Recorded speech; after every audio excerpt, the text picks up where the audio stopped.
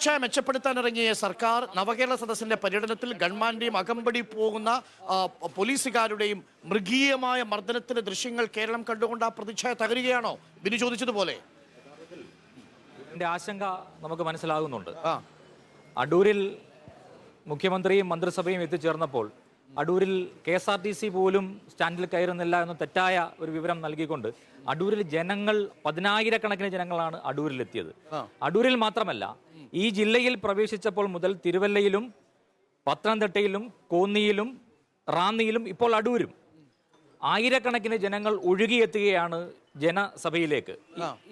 ബഹുമാനപ്പെട്ട മന്ത്രിമാരെയും മുഖ്യമന്ത്രിയെയും കണ്ട് തങ്ങളുടെ നിവേദനങ്ങൾ നൽകുന്നതിന് വേണ്ടിയും പരാതികൾ പരിഹരിക്കുന്നതിന് വേണ്ടിയും മുഖ്യമന്ത്രിയും മന്ത്രിമാരും എന്താണ് പറയുന്നത് എന്ന് കേൾക്കുന്നതിന് വേണ്ടിയും കോൺഗ്രസിൻ്റെയും UDFിൻ്റെയും എല്ലാ തിട്ടൂരങ്ങൾ ലംഘിച്ചുകൊണ്ട് കോൺഗ്രസ്സുകാർ ഉൾപ്പെടെയുള്ളവർ ഈ നവകേരള സദസ്സിലേക്ക് ഒഴുകിയെത്തുകയാണ്.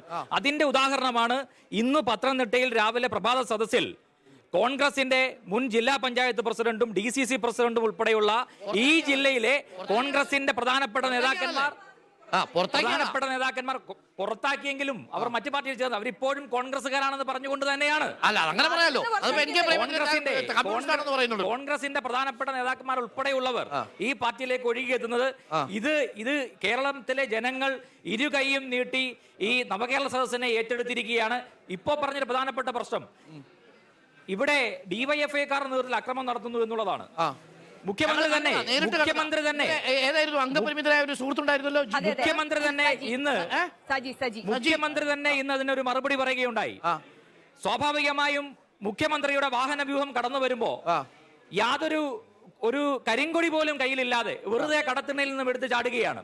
സമരക്കാരാണോ എന്ന് പോലും തിരിച്ചറിയാൻ കഴിയുന്നില്ല. യൂത്ത് കോൺഗ്രസിന്റെ കൊടിയില്ല, കരിങ്കൊടിയില്ല. വരാന്തയിൽ ഇരിക്കുന്നവർ വെറുതെ വാഹനത്തിന് മുമ്പിലേക്ക് ചാടുമ്പോൾ ഇതൊരു ആത്മഹത്യാ സ്ക്വാഡാണോ?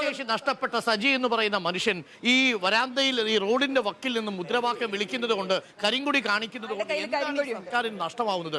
പോലീസ് പിടിച്ചു മാറ്റിയതിനു ശേഷം ഒരു DYFIക്കാരൻ പോയി കാലിന് തൊഴിക്കുകയാണ്. സർ, ഇത് കേരളം കാണുന്നുണ്ട്. DYFIക്കാരൻ മർദ്ദിച്ചു എന്ന് പറഞ്ഞാൽ യാഥാർത്ഥ്യമില്ല. ഇത് നിലവിൽ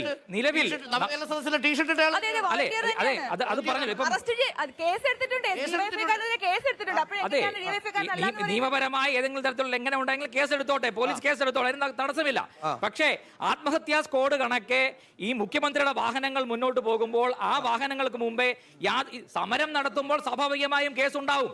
കേരളത്തിലെ പോലീസ് DYFIയും SFIയും അടക്കമുള്ള സംഘടനകൾ നടത്തിയ സമരത്തെ തച്ചുടച്ചിട്ടുള്ളത് നമ്മൾ കണ്ടുള്ളതാണ്.